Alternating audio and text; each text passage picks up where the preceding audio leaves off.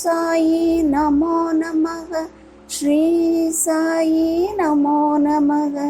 ஜெய ஜெய சாயி நமோ நமக. சத்குரு சாயி நமோ நமக. ஓம் சாய்ராம். அத்தியாயம் 45. காகா சாஹேப்பின் ஐயமும் ஆனந்தராவ் கண்ட காட்சியும்.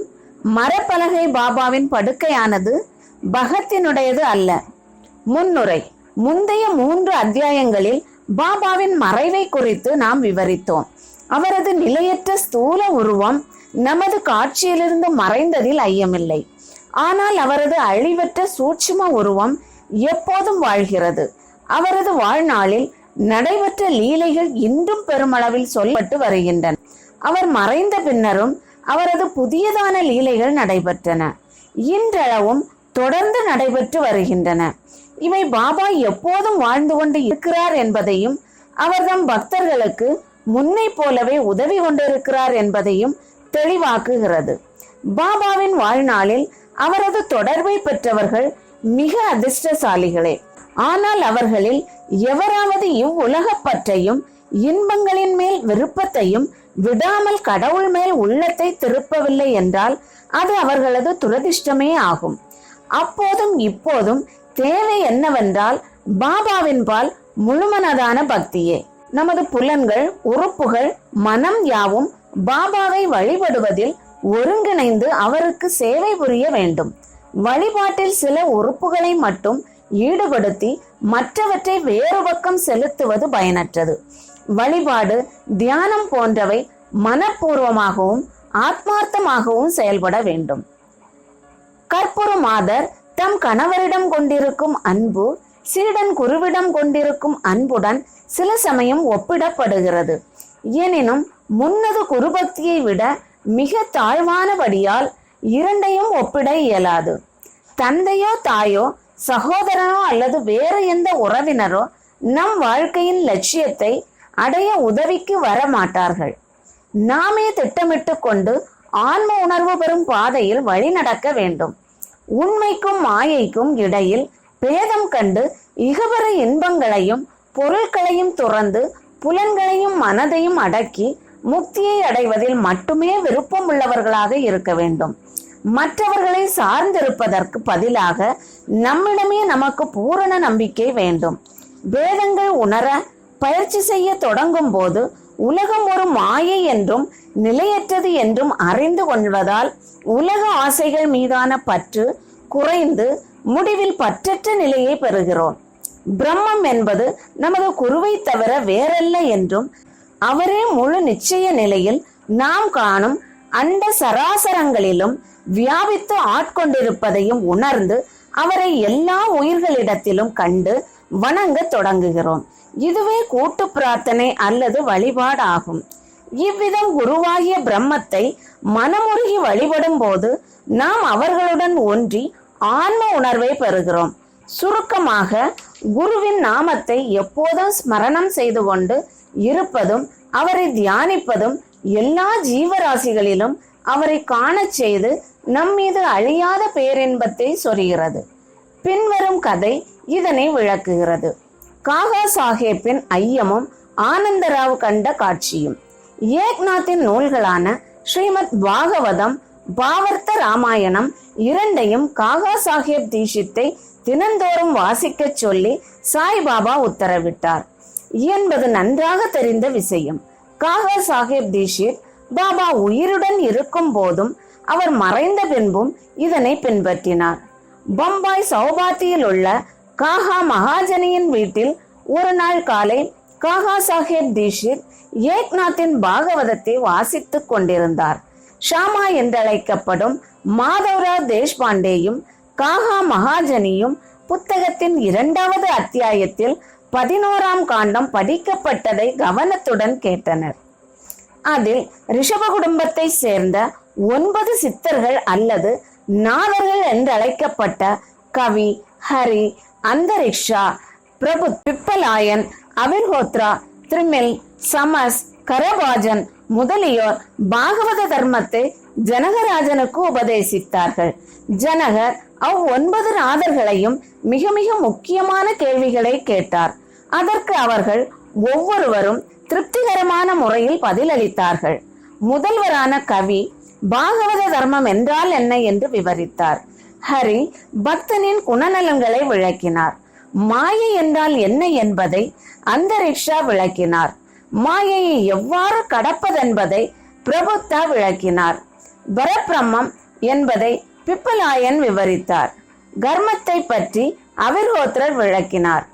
திருமேல் கடவுள் அவதாரங்களையும் அவர் செயல்களையும் விளக்கினார். மரணத்துக்கு பின் பக்தன் இல்லாதவன் எங்கனம் கூலி கொடுக்கப்படுகிறான் என்பதை சமஸ் கூறினார். வெவ்வேறு யுகங்களில் வெவ்வேறு விதமான கடவுள் வழிபாட்டை பற்றி கரபாஜன் விளக்கினார். கலியுகத்தில் ஹரி அல்லது குருவின் பாதங்களை நினைவூட்டிக் கொள்வதே விடுதலைக்கு ஒரே வழி என்பதே எல்லா விளக்கங்களின் கருத்துமாகும். வியாக்கியானம் முடிவடைந்த பின்னர் மாதவ்ராவிடமும் மற்றவர்களிடமும் காகா சாஹேப் மனம் சோர்ந்த குரலில் கூறினார். பக்தியை பற்றி 9 நாதர்களின் விளக்கமும் எவ்வாறு ஆச்சரியமானதாக இருக்கிறது. அதே நேரத்தில் அதை அப்பியாசத்திற்கு கொண்டு வருவது எவ்வளவு கடினம். நாதர்கள் பூரணத்துவம் பெற்றவர்கள். ஆனால் அவர்களால் விவரிக்கப்பட்ட பக்தியை நம் போன்ற அறிவற்றவர்கள் அடைவது சாத்தியமா? பல பிறவிகளுக்கு பின்னரும் நாம் அதை அடைய போவதில்லை. பின்னர் எங்கனம் நாம் முக்தி அடைய முடியும்? நமக்கெல்லாம் கதிமோட்சத்திற்காக நம்பிக்கையே இல்லை என்று தோன்றுகிறது. காகா சாஹேப்பின் இந்த சோர்வான எண்ணத்தை மாதவ்ராவ் விரும்பவில்லை. அவர் கூறினார், வைரத்தை போன்ற பாபாவை குருவாக அடைந்த நல்லதிஷ்டம் உள்ள ஒருவர் இவ்வளவு தாழ்வு உணர்ச்சியுடன் அழுவது பரிதாபமானது. பாபாவிடம் அவருக்கு அசைவற்ற நம்பிக்கை இருக்குமானால் ஏன் அவர் மனச்சலனமடைய வேண்டும்? நாதர்களின் பக்தி உறுதியானதாகவும் சக்தி வாய்ந்ததாகவும் இருக்கலாம். ஆனால் நமது பக்தி அன்பும் பாசமும் உடையதல்லவா?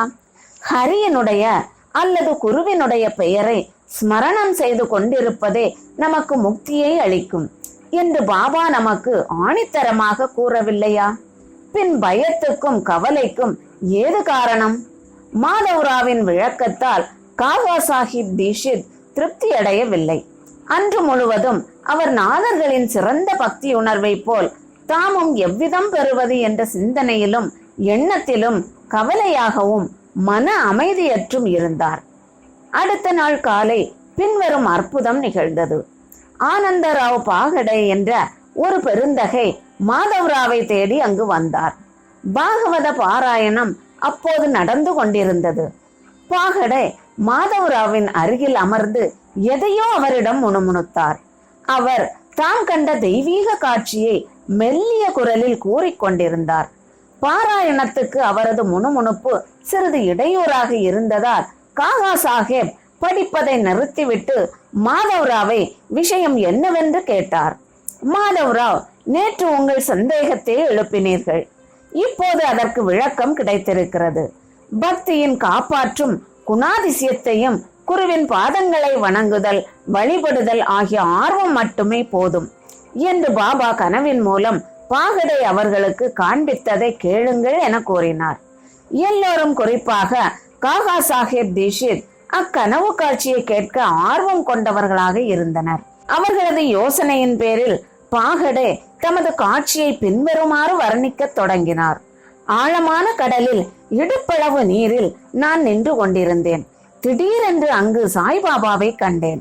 அவர் நம் பாதங்களில் நீரில் பட வைரங்கள் பதிக்கப்பட்ட அழகிய சிம்மாசனத்தில் அமர்ந்து கொண்டிருந்தார். பாபாவின் ரூபத்தால் நான் மிக மிக மகிழ்வு கொண்டு திருப்தி அடைந்தேன். கனவு என்று நினைக்க முடியாத அளவுக்கு தத்ரூபமாக அக்காட்சி இருந்தது. மிகுதியான ஆர்வத்துடன் மாதவ்ராவும் அங்கு நின்று கொண்டிருந்தார். அவர் உணர்ச்சி வசப்பட்டு, ஆனந்தராவ், பாபாவின் பாதத்தில் விழு என்றார்.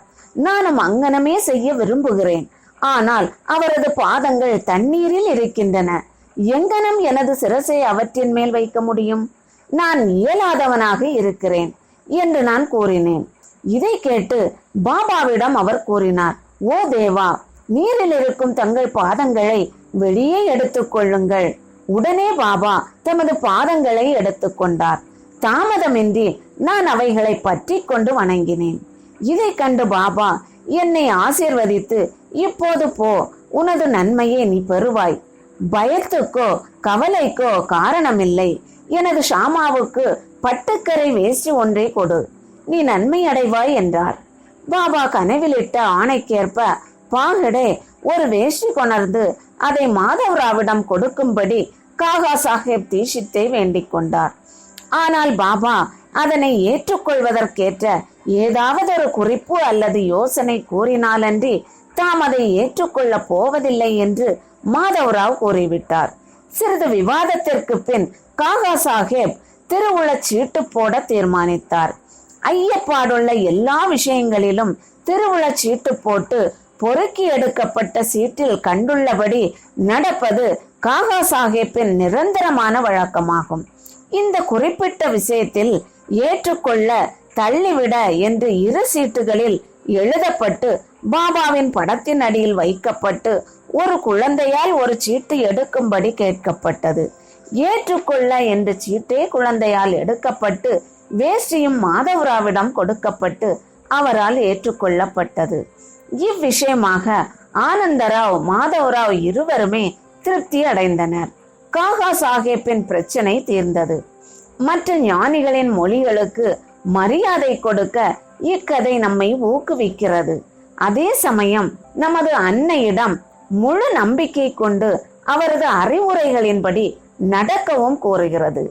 ஏனெனில் அவர் வேறு எவரையும் விட சிறப்பாக நமது நலத்தை அறிகிறார். பின்வரும் பாபாவின் மொழிகளை உங்கள் உள்ளத்தில் ஆழ பதித்து கொள்ளுங்கள். இவ்வுலகில் எண்ணற்ற ஞானிகள் இருக்கிறார்கள். ஆனால் நமது தந்தையே உண்மையான தந்தை ஆவார். மற்றவர்கள் பல நல்ல விஷயங்களை கூறலாம், ஆனால் நமது குருவின் மொழியை மறக்கவே கூடாது. சுருக்கமாக உங்கள் குருவை முழு மனதுடன் நேசியுங்கள். அவரிடமே பரிபூரண சரணாகதி அடையுங்கள். பயபக்தியுடன் அவர் முன் சாஷ்டாங்கமாக வணங்குங்கள். பின்னர் ஆதவனுக்கு முன் இருள் இல்லாதிருப்பதைப் போல் உங்கள் முன் நீங்கள் கடக்க வேண்டிய உலக வாழ்வனும் கடல் இல்லாததை காண்பீர்கள். மரப்பலகை பாபாவின் படுக்கையானது, பகத்தினுடையது அல்ல. தமது ஆரம்ப நாட்களில் 4 முழ நீளமும் 1 முழ அகலமும் உள்ள ஒரு மரப்பலகையின் 4 மூலைகளிலும் சிட்டி விளக்குகள் எரிந்து கொண்டிருக்க பாபா உறங்கினார். பின்னர் அவர் அப்பலகையை துண்டு துண்டாக உடைத்து தூக்கி எறிந்து விட்டார். ஒரு முறை இப்பலகையின் பெருமையையும் முக்கியத்துவத்தையும் காகா சாஹேப் தீட்சித்திடம் பாபா விவரித்தார். இதை கேட்டு கொண்டிருந்த அவர் பாபாவிடம், நீங்கள் இன்னும் மரப்பலகையை விரும்பினால் சௌகரியமாக தூங்குவதற்காக மசூதியில் மீண்டும் ஒன்றை தொங்க விடுகிறேன் என்றார். பாபா மகள்சாபதியை கீழே விட்டுவிட்டு நான் மேலே துயில விரும்பவில்லை. காகா, மகள்சாபதிக்காக நான் மற்றொரு பலகையையும் ஏற்பாடு செய்கிறேன். பாபா, அவன் எங்கனம் பலகையில் தூங்க முடியும்? பலகையின் மீது தூங்குவது எளிதல்ல. தன்னிடத்து பல நல்ல குணங்கள் பண்புகள் உள்ள ஒருவனே அங்கனம் செய்ய இயலும். தனது கண்கள் அகல விழித்திருக்கும் நிலையில் தூங்கக்கூடியவனே அதில் தூங்க முடியும். நான் தூங்க புகும் முன் மகள்சாபதியை என் அருகில் அமரச் சொல்லி எனது நெஞ்சின் மீது கை வைத்து நாமஸ்மரணம் கேட்கிறதா என கவனிக்கும்படியும் தூங்கிவிட்டால் எழுப்பும்படியும் அவனை கேட்கிறேன். இதைவிட அவனால் செய்ய இயல்வதில்லை. தூக்க மயக்கத்தில் தலையை ஆட்ட ஆரம்பிக்கிறான்.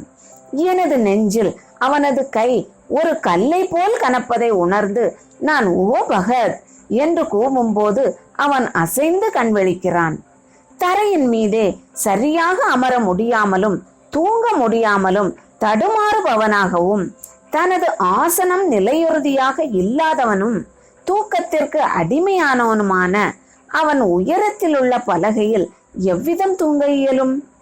மற்ற அநேக முறைகளில் அடியார்கள் மேல் கொண்ட அன்பினால் எது நம்முடையதோ அது நம்மிடம் இருக்கிறது, எது மற்றவனுடையதோ அது அவனிடம் இருக்கிறது என்று பாபா கூறினார். ஸ்ரீ சாயியை பணிக. அனைவருக்கும் சாந்தி நிலவட்டும். ஓம் சாய்ராம்.